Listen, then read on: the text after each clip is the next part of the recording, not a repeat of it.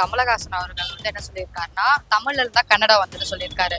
So இது வந்து ஒரு பெரிய இஷ்யூ ஆயிடுச்சு அந்த சைட்ல. மன்னிப்போ கேட்க மாட்டேன்னு சொல்லிட்டாரு. ஸோ இதை எப்படி பாக்குறீங்க நீங்க? வாய் தவறி சில வார்த்தைகள் எல்லாருக்குமே வரும். என் கடமை தமிழனாக. இது கர்நாடகாக்காரங்க ஏதோ ஒன்று இழுக்க போறாங்கன்னு தெரியுது. அதுக்கு யாராவது சிக்கிறான்னு பார்த்தா கமலஹாசன் சிக்கிட்டே இருப்போம். ஏன்னா அவர் வந்து அவங்களோட லாங்குவேஜ் பத்தி எதுவும் தப்பா சொல்லல. ஹிஸ்டாரிக்கலா அவர் கரெக்டா தான் பேசியிருக்காரு. அவர் ரொம்ப தாழ்த்தியோ மட்டமாலாம் எதுவுமே பேசல. இப்போ கன்னடாவில் கூட தமிழை ரிலீஸ் பண்ண மாட்டாங்க இல்லைங்களா? கன்னடா ஆந்திரா பீப்புள்ஸ் மெம்பர்ஸில் தமிழில் ஃபாலோ பண்ண மாட்டாங்க. அதர் டிஸ்ட்ரிக்டில் ஓகேங்களா, அதர் ஸ்டேட்லன்றவங்கள ஃபாலோ பண்ண மாட்டாங்க. இல்ல அப்படி சொல்ல முடியாது. ஏன்னா சினிமா இஸ் யூனிவர்சல் லாங்குவேஜ். அப்பனா பேன் இண்டியான்னு ஒரு கான்செப்டே வந்திருக்காது. இதுக்கும் சம்மந்தமே இல்லைங்க. அது அவரோட ஒப்பீனியன் அவர் வச்சாரு. சினிமா வந்து ஒரு என்டர்டெயின்மெண்ட் இது தானே. அது கண்டிப்பா அவங்களுக்கே வந்து எனக்கு தெரிஞ்சு இது ஏதோ பொலிட்டிக்கலா ஏதோ தப்பா பேசுறாங்க. இவர் வல்கரா பேசும்போது டங்க் ஸ்லிப் ஆயிடுச்சு. இப்போ கர்நாடகாவில் படம் ஓடுனா நம்ம தமிழ் தேசத்தில் அதை பார்த்தா ஒரு 25 கோடி ரூபா கிடைக்கும், அவ்வளோதானே. சிம்புன்னு ஒருத்தர் இருக்கான், அவன் இப்போ களை எடுத்து இப்போ ரொம்ப நாள் இப்போ ரெஸ்ட் எடுத்துட்டு இப்போ வந்து படம் நடிச்சிருக்காரு. இது வந்து சினிமா சம்மந்தப்பட்டது, ரசிகர் சம்மந்தப்பட்டது, அவ்வளோதானே தவிர இதுக்காண்டி தமிழர்கள் எடுத்து பொங்கி எழுதுவாங்க, கமலுக்கு சப்போர்ட் பண்ணுவாங்க கண்டிப்பாக கிடையாது. இது கமலுடைய தனிப்பட்ட பிரச்சனை. வாய் தவறி சில வார்த்தைகள் எல்லாருக்குமே வரும். அரசியல் ஒத்தனையும் எப்படி வல்கரா பேசலாம், அவ்வளோதான். இது ஒரு பெரிய இஷ்யூ எடுத்துக்கிறாங்க. ரெண்டாவது, கமலஹாசனுக்கு ஒரு ராசி என்னன்னு கேட்டிங்கன்னா, எந்த படம் அந்த ஆள் எடுத்தாலும் சரி ஏதோ ஒரு வில்லங்கத்தை கொண்டு வந்து விட்டுரும். அந்த வில்லங்க விட்டுட்டு ரெண்டாவது இது வந்து பாலிடிக்ஸ் ஆக்குறாங்க. கர்நாடகாவில் பாலிடிக்ஸ் தேவையே இல்லை. இங்கே இருக்க நம்ம கமலுக்கு தெரிஞ்சவர்கள் எல்லாருமே அங்கேயும் இருக்காங்க.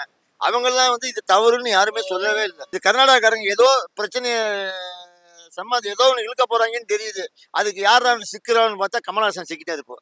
இது ஏதோ கொண்டு போடுறாங்க. தமிழகத்துக்கு மேல இந்தியா நம்ம தமிழகத்துக்கு மேல ஏதோ ஒன்று பண்ண போறாங்கன்னு தெரியுது. இப்போதே அஸ்தாரம் போடுறாங்க. அதே கண்டிப்பா நம்ம முதலமைச்சருக்கு நல்லா தெரியும் இவங்க என்ன பண்றாங்க ஏது பண்றாங்கன்ட்டு. அதனாலதான் அரசாங்கம் இதுக்கு தலையிடாம இருக்கு. அங்குள்ள அரசாங்கம் இவர் மேல வழக்கு தொடர்ந்து இருக்கு. அந்த வழக்குல நீதிபதி என்ன சொல்ற, இவர் வந்து லெட்டர் எழுதி கொடுத்துருக்கிறார். அது இந்த மாதிரி சம்பவம் நடந்து நான் இந்த மாதிரி பேசலன்னு. அதுக்கு நீதிபதி என்ன கேட்டிருக்காரு, நீங்க எழுதுனா கரெக்டு, மன்னிப்பு கேட்கணும்னு கேட்டாரு. நான் என்ன கேட்கிறேன், எதுக்கு மன்னிப்பு கேட்கணும்? அதாவது எத்தனை கோடி ரூபா உள்ள படம் எடுத்திருக்கான். அதனால கர்நாடகாவில் சப்போஸ் ஓடலைன்னா இவர் மன்னிப்பு கேட்டுவாரு. கர்நாடகா மிரட்டுதா? அவசியமே இல்லை. இந்த ஆள் வந்து தைரியம் பிடிச்சவன். எதையும் படம் ஓடாதுன்னு தெரிஞ்சு எடுக்கக்கூடிய நடிகர். ஏன்னா எவ்வளோ இழந்திருக்காரு, எவ்வளோ சம்பாதிச்சிருக்காரு. இந்த வயசுலயும் தைரியத்தோட தான் இருக்காரு. ஒன்றும் பிரச்சனை இல்லை. அதாவது இங்கேயே நம்மளுக்குள்ள உள்கட்சி பூசல் வரும். தமிழ்நாட்டில் கமலஹாசனுக்கும் வேற யாருக்காவது உள்கட்சி பூசல் வரும். இல்லை கமலஹாசன் டிஎம்கே சேருவாரு. அந்த மாதிரி வரும்போது இவங்க வந்து வேற ஏதோ ஒரு பிரச்சனைக்கு இது இஷ்யூ பண்றாங்க. அது நல்லா தெரியுது. தமிழ்ல இருந்து தான் கன்னடா வந்து நிறைய பேர் சொல்றாங்க. ஆக்சுவலா கமலஹாசன் அவர்கள் வந்து இதை வந்து ஒரு ஸ்டேஜ்ல சொல்லிட்டாரு. ஸோ அவர் வந்து சாரி கேட்க சொல்றாங்க. உங்களுக்கு என்ன தோணுது, சாரி கேட்டா ரைட் ஆர் ராங், இல்லை பெரிய இஷ்யூ ஆக்க வேணாம் நீங்க? இஷ்யூ ஆக்க வேணாம், ஜஸ்ட் அவ்வளவுதான். அவர் தப்பு பண்ணாரா இல்லையா அதெல்லாம் like we are not sure about it. எனக்கு வந்து சாரி கேட்க வேணாம்னு தான் தோணுது ஆக்சுவலி.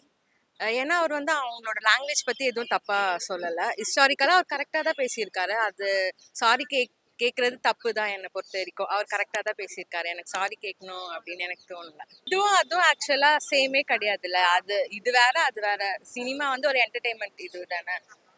அது கண்டிப்பா அவங்களுக்கே வந்து எனக்கு தெரிஞ்சு இது ஏதோ பொலிட்டிக்கலா ஏதோ தப்பா பேசுறாங்க அப்படிதான் எனக்கு தோணுது. அவர் எப்பவுமே கரெக்டா பேசுற மாதிரி தான் எனக்கு இருக்கும். ஆக்சுவலா நானும் ரொம்ப பெரிய ஃபேன் தான் அவருக்கு. எங்க அப்பாவும் ரொம்ப பெரிய ஃபேன். அதனால நாங்க நிறையவே பார்ப்போம் அவரோட இதுலாம். அவர் பேசுனது எனக்கு கரெக்டா தான் தெரிஞ்சிச்சு. ரொம்ப பெரிய இஷ்யூலாம் இல்லை. அவர் பேசினது தப்போ இல்லைன்னு தான் தோணுது. லைக் அவர் ரொம்ப தாழ்த்தியோ மட்டமாலாம் எதுவுமே பேசல. அவர் தமிழை தான் கொஞ்சம் தூக்கி பேசினாரு. எனக்கு எதுவுமே இது தப்பாவே படலை. அவர் ரொம்ப அறிவார்னவர் நான் நினைக்கிறேன். சாரி கேட்கணும், அவர் தப்பு பண்ணியிருந்தா கண்டிப்பா கேட்டிருப்பாரு. கேட்கலன்னா அவர் ஏதோ தப்பு பண்ணிருந்தார். எனக்கு என்ன தோணுதுன்னா, அவருக்கு வந்து சினிமா தான் எல்லாமே. ஸோ அவர் அங்கேயே ரிலீஸ் பண்ணாம இருக்காருன்னா லைக் அவர் எதுவும் தப்பு பண்ணலன்னு தான் தோணுது எனக்கு. இல்லை, அவரோட டிசிஷன் அது கரெக்டாக தான் இருக்குது. தமிழ் எல்லாமே இதுதான். ஆனால் கமல்ஹாசன் அது மன்னிப்பு கேட்க சொன்னது அது தப்பு இல்லை. இவ்வளோ இப்போ ஸ்டார்டிங்கில் என்னன்னா இதுங்களாம், ஆனால் லாஸ்ட்டில் ஜெயிக்கிறது இதுதான். ஓகேங்களா.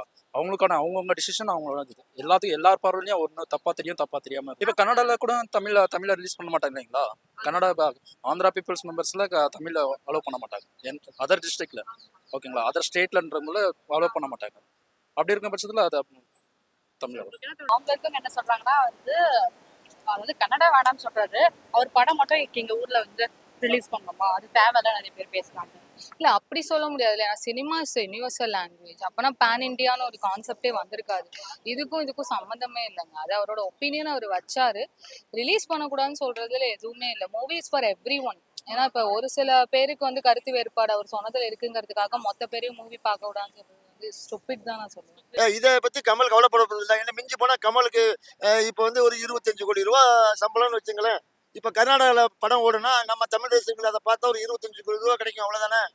போனா போயிட்டு போகுது. மிச்ச ஸ்டேட்டில் ஓடுது இல்லை. இதை சேர்த்து வச்சு தமிழ்நாட்டில் கொண்டாடி ஓட வைப்போம். ரெண்டாவது படத்தில் கூட யாருங்க நடிச்சிருக்கா? நீ குறி வச்சது கமலஹாசனை குறி வைக்கிற, குறி வச்சு புரோஜனம் படம் ஓடாது அப்படின்னு. சிம்புன்னு ஒருத்தன் இருக்கான், அவன் இப்போ களை எடுத்து இப்போ ரொம்ப நாள் இப்போ ரெஸ்ட் எடுத்துட்டு இப்போ வந்துருக்கு படம் நடிச்சிருக்காரு. நாங்கள் இப்போ பார்க்கறது கமலஹாசன் கிடையாது, சிம்புக்காண்டி தான் நாங்கள் படம் பார்க்குறோம். இவங்க ஏதோ தப்பாக நினச்சிக்கிட்டு இதை கோத்து வச்சுக்கிட்டு விளையாடுறாங்க. இதுக்கெல்லாம் அந்த பயப்பட போகிறது கிடையாது. இதுக்காண்டி தமிழர்கள் ஏதாவது பண்ணுவாங்க பேசுவாங்கன்னு நினச்சி பிரச்சனையை உண்டு பண்ணலான்னு பார்க்குறீங்க. இது வந்து சினிமா சம்மந்தப்பட்டது, ரசிகர் சம்மந்தப்பட்டது, அவ்வளோதானே தவிர இதுக்காண்டி தமிழர்கள் எந்த பொங்கி எழுவாங்க கமலுக்கு சப்போர்ட் பண்ணுவாங்க கண்டிப்பாக கிடையாது. இது கமலுடைய தனிப்பட்ட பிரச்சனை. பொது பிரச்சனையாக இருந்தால் நம்ம பப்ளிக் பார்த்துக்கலாம். இந்தி மொழி மொழியே கிடையாது. வரலாறுன்னு பார்த்தா 300 ஆண்டு 400 ஆண்டு தான் இருக்குன்றாங்க ஆய்வு பண்ணி பார்த்தா. இந்தி திணிப்புன்றது எந்த மொழியும் திணிக்கக்கூடாது.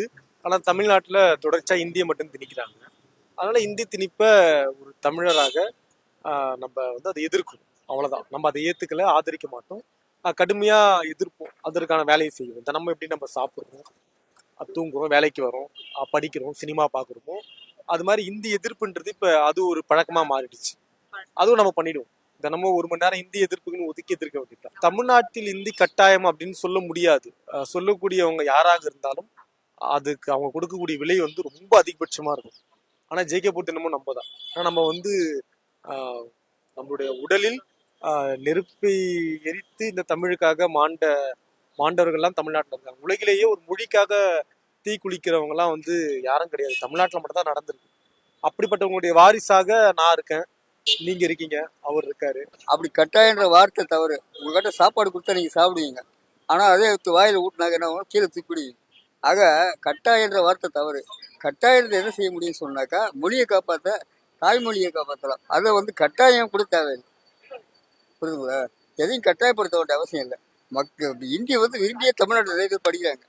இதுக்காக வந்து அதை கொண்டு வரணுன்ற அவசியம் இல்லை. இருமொழி கொள்கையில் இந்திய அரசு சட்டத்தையும் ஏற்கனவே இருந்தவங்க போராடிருக்காங்க, மொழிக்கான விஷயம் நடந்திருக்கு. ஆனால் 3வது மொழின்ற விஷயம் வந்து ஹிந்தி கிடையாது, அதுவும் விரும்பக்கூடிய மொழி தான். மும்மொழி கொள்கைன்றது இருக்கிற விஷயம் வந்து 3வது மொழி என்பது தேர்ந்தெடுக்கக்கூடிய உரிமை தான். அது வந்து ஹிந்தி கிடையாது. அவசியம்ன்றது அவங்க படிக்க விரும்பக்கூடிய உணர்வுகள் சம்மந்தப்பட்ட விஷயம். இதை வந்து ஒரு சட்டத்து மூலம் கொண்டு ஒரு விஷயம் தவறு.